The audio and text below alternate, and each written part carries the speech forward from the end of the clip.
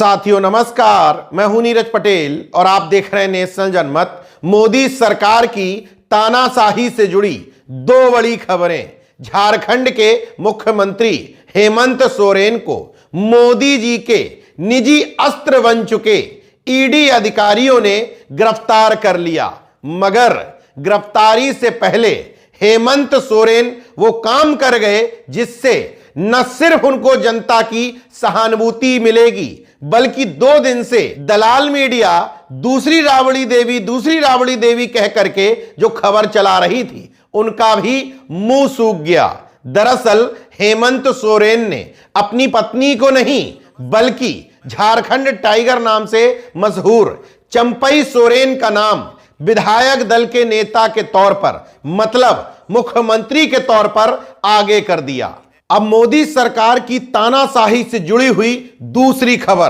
13 दिसंबर 2023 याद है, संसद के अंदर और बाहर देश के 6 अलग अलग राज्यों से आए हुए 6 युवाओं ने सत्ता की तानाशाही के खिलाफ आवाज बुलंद करते हुए विरोध प्रदर्शन किया था। हालांकि उस विरोध प्रदर्शन का तरीका उचित नहीं कहा जा सकता, लेकिन गिरफ्तारी से पहले उन 6 युवाओं ने अपने विरोध प्रदर्शन के जो कारण बताए थे उनमें किसान आंदोलन, मणिपुर संकट, बेरोजगारी और सरकार की बढ़ती तानाशाही प्रमुख मुद्दे थे।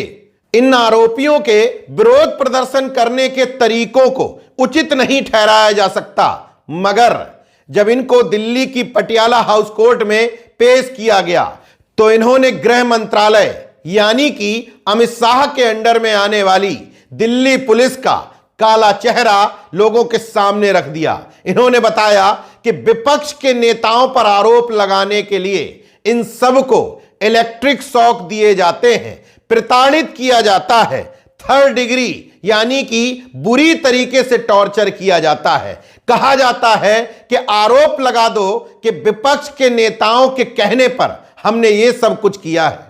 दैनिक भास्कर की खबर बताती है कि जब इन 6 आरोपियों को कोर्ट में पेश किया गया तो इन्होंने कहा, दिल्ली पुलिस हम पर विपक्षी दलों के संबंध होने की बात स्वीकार करने का दबाव बना रही है, हमें प्रताड़ित किया जा रहा है, हम लोगों से जबरन 70 सादा कागज पर साइन कराए गए हैं और इलेक्ट्रिक शॉक भी दिया गया है। अब इस पूरे मामले में हैरत की बात देखिए, इन 6 आरोपियों से विपक्ष के नेताओं का नाम लेने का दबाव तो बनाया जा रहा है, लेकिन जिस बीजेपी के सांसद प्रताप सिम्हा के पास पर ये लोग संसद भवन के अंदर घुसे थे उनको क्लीन चिट दे दी गई है, उनकी कोई जांच नहीं की गई है। दलाल मीडिया की भी इतनी हैसियत नहीं थी कि बीजेपी सांसद से ये सवाल पूछ सके कि आपके पास पर ये लोग अंदर घुसे कैसे। उस सांसद को निलंबित नहीं किया गया जिसके पास से ये लोग संसद भवन के अंदर घुसे थे, बल्कि संसद भवन की सुरक्षा में सेंध लगने पर जवाब मांगने वाले तकरीबन 100 सांसदों को संसद से निलंबित कर दिया गया था। अब सवाल यह उठता है कि जब जज साहब के सामने इन आरोपियों ने दिल्ली पुलिस पर यह आरोप लगाए तो जज साहब ने क्या किया, उन्होंने इनकी न्यायिक हिरासत 1 मार्च तक के लिए बढ़ा दी और दिल्ली पुलिस से कहा है इस मामले में जवाब दाखिल करें। अब दिल्ली पुलिस ने अगर वास्तव में ऐसा किया है तो क्या जवाब दाखिल करेगी? कायदे से इन आरोपों की जुडिशियल इंक्वायरी होनी चाहिए थी, मगर अफसोस इस समय धरती के स्वयंभू मिलॉर्ड्स किस विचारधारा के साथ काम कर रहे हैं, अंदर से कितना डरे हुए हैं, यह बताने की जरूरत नहीं है। फिर भी एक बात काबिले गौर है कि 6 युवा देश के 6 अलग अलग राज्यों का प्रतिनिधित्व करते हैं। मनोरंजन डी कर्नाटक से, सागर शर्मा यूपी से, ललित झा बिहार से, अमोल सिंधे महाराष्ट्र से, महेश कुमावत राजस्थान से और नीलम आजाद हरियाणा से।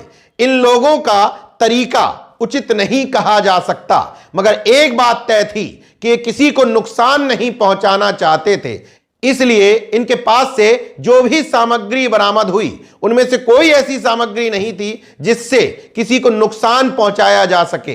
फिर भी नेशनल जनमत कहता है कि यह तरीका उचित नहीं था, मगर इनके मुद्दों पर गौर जरूर करना चाहिए। किसान आंदोलन की वजह से नाराज थे। मणिपुर संकट अभी भी जस का तस बना हुआ है, न तब न अब न आगे। देश के प्रधानमंत्री उस पर कुछ नहीं बोलेंगे।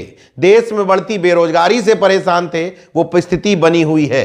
सरकार की तानाशाही से परेशान थे, वो तानाशाही और बढ़ती चली जा रही है। इसलिए इन 6 युवाओं की आलोचना जरूर करें, लेकिन इन मुद्दों पर गौर जरूर करें जिनकी वजह से 6 अलग अलग राज्यों के 6 युवाओं ने अपने जीवन को जोखिम में डाल दिया है।